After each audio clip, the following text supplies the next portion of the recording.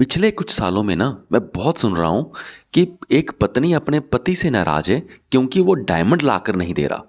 लड़ाई झगड़े हो रहे हैं कि तुमने मुझे सोना कम दिया, डायमंड नहीं लाकर दिया। या लड़की कह रही है जैसे जब हमारी शादी होगी तो मुझे डायमंड की रिंग देना। तो ऐसी बातें सुन सुन के ना मेरा दिमाग खराब होता जा रहा है। मतलब ये है क्या चीज़? डायमंड को हर जगह इतनी इम्पोर्टेंस क्यों दी जा रही है?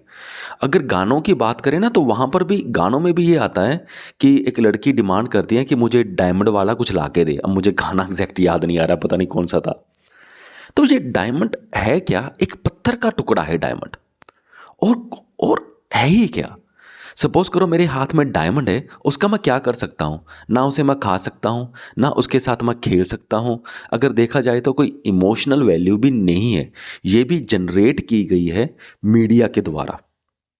तो एक आपको मैं बात बताऊं, जो ये डायमंड है ना, ये एक्चुअल में ना, ये सबको इसलिए चाहिए क्योंकि ये महंगा होता है। सही रीज़न ये है कि वो दिखा सकें कि हमारे पास ये देखो कितना महंगा डायमंड है। पर आपको मैं एक बात बताता हूँ, जो ये डायमंड भी होते हैं ना, जिनका हम देखते हैं कि 1 लाख रुपए का है या 80,000 रुपये का है या 1.5 लाख रुपए का है, मुझे इतना रेट नहीं पता। पर क्योंकि मैं इंटरेस्टेड नहीं हूँ उन चीज़ों में ज़्यादा, पर मुझे इतना को आइडिया है, चलो मान के चलो भी इसके आसपास रेट होगा। तो जो ये रेट होता है ना, ये भी आर्टिफिशियली इन्फ्लेट किया जाता है। ऐसा नहीं होता कि जो डायमंड की जो रियल वैल्यू ही इतनी है। बहुत बार ऐसा होता है, जैसे हम सुनते हैं ना कि जैसे सब्जी मंडियों में सुनते हैं उन्होंने आर्टिफिशियल स्टोरेज रख ली, आलूओं को एक स्टोर में जगह में इकट्ठा कर लिया और लोगों को बता दिया भी आलू तो बहुत कम है तो इसके लिए रेट महंगा हो गया। अनियंस के साथ भी ऐसा होता है और ऐसा डायमंड्स के साथ भी होता है। ये आपको पता नहीं होगा।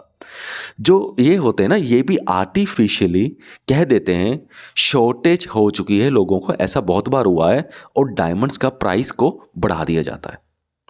एक और इंटरेस्टिंग बात बताऊं, दूसरी इंटरेस्टिंग बात यह है कि ना पहले ना जब शादियां हुआ करती थी ना, तब ये डायमंड की रिंग देने का कोई रिवाज होता ही नहीं था। फॉरेन कंट्रीज में भी नहीं होता था।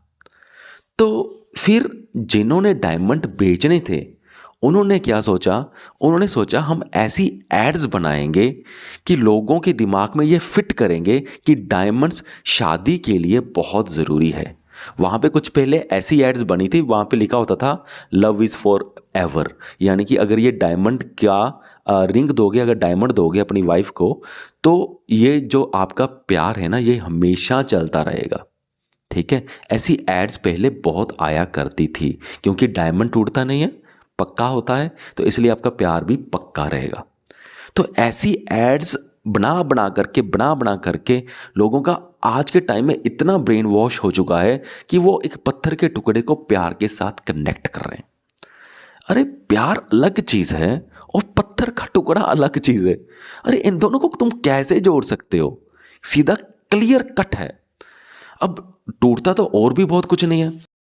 अगर हीरा नहीं टूटता तो टूटती तो वह एक्सरसाइज करने वाली आयरन की रोड भी नहीं है। तो इसका मतलब यह हुआ कि आयरन की रोड गिफ्ट कर दो और यह भी अटूट रिश्ता बन गया। अब इससे भी प्यार तो नहीं टूटेगा क्योंकि आयरन रोड भी नहीं टूटती। तो ये क्या फंडा हुआ? ये फंडे मेरे दिमाग में बिल्कुल भी नहीं समझ आते। एक पत्थर का टुकड़ा जिसका आर्टिफिशियली प्राइस बढ़ा दिया गया है बहुत सारे ट्रिक्स खेल करके, और एक डिमांड बना दी गई है एड्स रन कर करके। हम उसी पत्थर के टुकड़े के लिए लड़ाई झगड़े कर रहे हैं कि तुमने मुझे डायमंड लाकर नहीं दिया। तुम क्या करोगे भाई डायमंड का? तुम्हारे किस काम का है? सिर्फ लोगों को दिखा ही सकते हो कि मेरे पास ये महंगा पत्थर है। और जो बाकी लोग दिखा रहे हैं कि मेरे पास ये महंगा पत्थर है, तो अब मैं क्या ही बोलूं। वो अब वो कितने इंटेलिजेंट लोग हो गए, है ना, जो दिखा रहे हैं कि मेरे पास ये देखो कितना महंगा पत्थर है। क्या करोगे भाई पत्थर का? और तुम भी वही कर रहे हो, जो बेवकूफ़ी वो कर रहे हैं वही बेवकूफ़ी तुम कर रहे हो। इसीलिए ना जो हमारे वो होते हैं ना, सेंट्स होते थे, गुरुज होते हैं, तो वो बहुत इंटेलिजेंट लोग थे। उनको पता था कि ये एक महज पत्थर का टुकड़ा है और इसकी औकात सिर्फ इतनी ही है। इसलिए हम स्पिरिचुअल स्टोरीज में ऐसी चीज़ें सुनने को हमें मिलती हैं कि उस गुरुजी ने इस हीरो को पत्थर का टुकड़ा ही बोलते हैं, मोह माया बोलते हैं, या ऐसी चीज़ें हम पढ़ते हैं।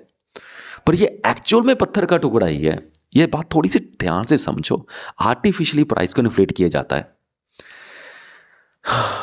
तो मुझे तो नहीं लगता एक पत्थर के टुकड़ों के लिए आपस में लड़ाई झगड़े करने चाहिए। तो बस यही था मेरा पॉइंट। ठीक है, मिलेंगे फिर कभी।